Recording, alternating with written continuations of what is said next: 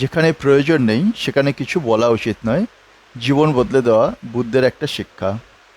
আপনি এমন কখনো অবস্থায় পড়েছেন যেখানে আপনি কিছু বলতে চেয়েছেন কিন্তু পরে মনে হয়েছে এটা না বললেই ভালো হতো? জীবনে অনেক সময় আমাদের এমন জায়গায় দাঁড় করিয়ে দেয় যেখানে প্রতিটি শব্দ, প্রতিটি কাজ আমাদের ভবিষ্যৎ নির্ধারণ করে। আজকের গল্পটা সেরকমই এক গভীর শিক্ষণীয় বার্তা, যেখানে আমরা শিখব গৌতম বুদ্ধের এক অসাধারণ শিক্ষার মাধ্যমে। ভিডিওটি শেষ পর্যন্ত দেখুন, কারণ এক ছোট্ট প্রাণীর কাজ আমাদের জীবনের বিশাল শিক্ষা দিয়ে যাবে। গৌতম বুদ্ধের এক বৈঠকে একজন ভিক্ষুক প্রশ্ন করলেন, ভগবান, কখন আমাদের কথা বলা উচিত আর কখন আমাদের চুপ থাকা শ্রেয়? বুদ্ধ মৃদু হেসে বললেন, তোমাকে একটা গল্প বলি, তারপর তুমি নিজেই বুঝতে পারবে। এক ধনী ব্যক্তি ছিল যার বাড়িতে গত কিছুদিন ধরে একের পর এক চুরি হচ্ছিল।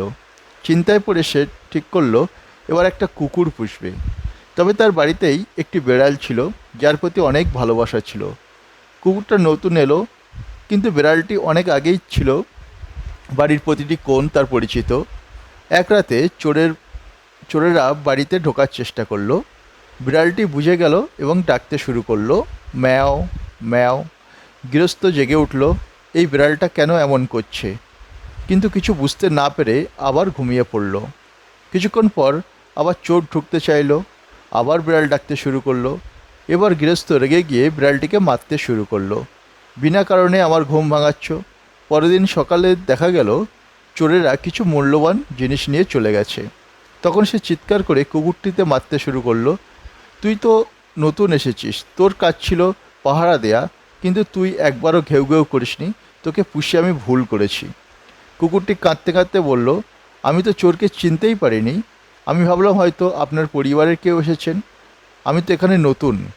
বিড়ালটি বিস্ময়ে বলল, তুমি চুপ ছিলে বলে তোমার মার খেলে, আর আমি ডাকছিলাম বলে আমিও মার খেলাম, এ কেমন বিচার? এমন সময় কাছের এক বসে ঘাসা এক জ্ঞানী পেঁচা এই গোপন কথাবন শুনছিল। এই তো মানুষের জীবনের মূল সমস্যা। কেউ কথা না বললেও সমস্যায় পড়ে, কেউ বেশি বললেও সমস্যায় পড়ে। জীবনের মন্ত্র হলো, যেখানে প্রয়োজন নেই সেখানেই শব্দ, সেখানেই কাজ। তুমি যদি তোমার দায়িত্ব না বুঝে চুপ থাকো, তবে তুমি বিশ্বাসঘাতক।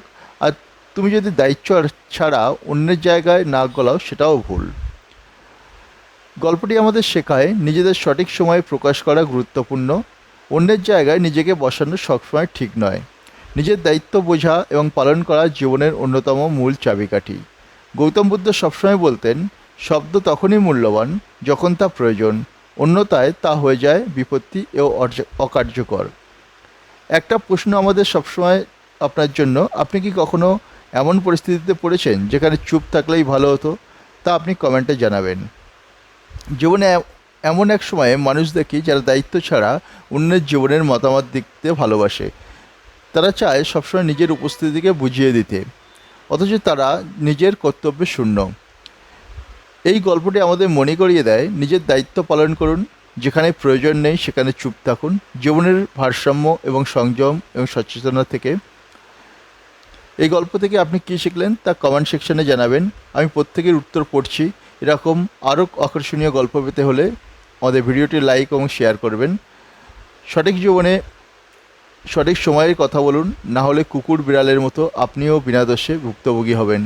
নিজেকে মূল্যবান করে তুলুন, দায়িত্ববান হন, সচেতন এবং সংযমী মানুষ হিসাবে। আবার দেখা হবে এক নতুন গল্পে, নতুন শিক্ষার অঙ্গে।